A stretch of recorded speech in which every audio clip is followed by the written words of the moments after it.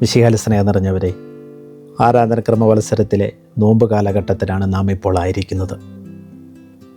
ഈ നോമ്പ് കാലഘട്ടം ആത്മീയമായ ഓഡിറ്റിങ്ങിനുള്ളൊരു അവസരമാണ്. ഓഡിറ്റിംഗ് എന്താണെന്ന് നമുക്കെല്ലാവർക്കും അറിയാം. സാമ്പത്തിക വർഷാവസാനത്തിൽ നമ്മുടെ ഇടവകൾ, ട്രസ്റ്റുകൾ അതെല്ലാം ഓഡിറ്റിങ്ങിന് വിധേയമാക്കും. ലാഭമാണോ നഷ്ടമാണോ എന്ന് തിരിച്ചറിയാനുള്ളൊരു അവസരം. പ്രിയമുള്ളവരെ, ഇതുപോലെ തന്നെ ആത്മീയമായ ജീവിതത്തിൽ ചില ഓഡിറ്റിങ്ങുകൾ ആവശ്യമാണ്.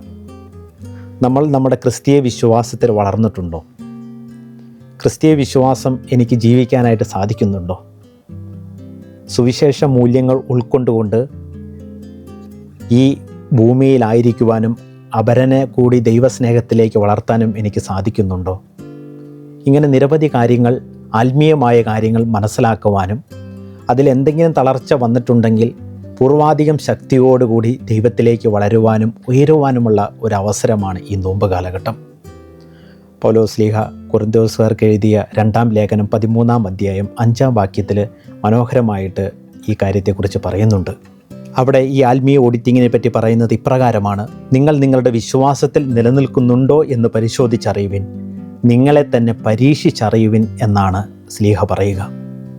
പ്രിയമുള്ളവരെ, ആത്മീയ ജീവിതത്തിൽ വളരാൻ സാധിക്കുന്നുണ്ടോ എന്ന് ചിന്തിക്കാനുള്ള, മനസ്സിലാക്കാനുള്ള സുന്ദരമായ, ഏറ്റവും ഫലപ്രദമായ സമയമാണ് ഈ നോമ്പ് കാലഘട്ടം. അപ്രകാരം തിരിച്ചറിയുമ്പോൾ നമുക്ക് മനസ്സിലാക്കാനായിട്ട് സാധിക്കുക നമ്മൾ ഹൃദയം പരിവർത്തനത്തിന് വിധേയപ്പെട്ടിട്ടുണ്ടോ എന്നാണ്. നമുക്കറിയാം, നോമ്പ് കാലഘട്ടം ബാഹ്യമായ ചില അനുഷ്ഠാനങ്ങളിലൂടെ കടന്നു പോകേണ്ട ഒരു സമയമല്ല, മറിച്ച് നമ്മുടെ ഹൃദയമാണ് പരിവർത്തനത്തിന് വിധേയമാക്കേണ്ടത്, മാറ്റത്തിന് വിധേയമാകേണ്ടത്. ദൈവം അതാണ് ആഗ്രഹിക്കുന്നത്. 2024 ഫ്രാൻസിസ് മാർപ്പാപ്പ പുറപ്പെടുവിച്ച ചാക്രിയ ലേഖനമാണ് ദിലെക്സിറ്റ് നോസ്, ഹീ ലൗഡസ്, അവിടുന്ന് നമ്മെ സ്നേഹിച്ചു എന്നാണ് അതിൻ്റെ അർത്ഥം. അതിൽ പാപ്പ ഇപ്രകാരം പറയുന്നുണ്ട്: ഒരു ഹാർട്ട് സെൻറ്റേഡ് സ്പിരിച്വാലിറ്റി, തിരുഹൃദയത്തിലേക്ക് വളരുന്ന ഒരു ഹൃദയമായിരിക്കണം നമുക്കുണ്ടാകേണ്ടത് എന്ന്. അതായത് ഈശോയുടെ ഹൃദയത്തിന് അനുരൂപപ്പെട്ട ഒരു ജീവിതമാണ് നാം ഓരോരുത്തരും നയിക്കേണ്ടത്.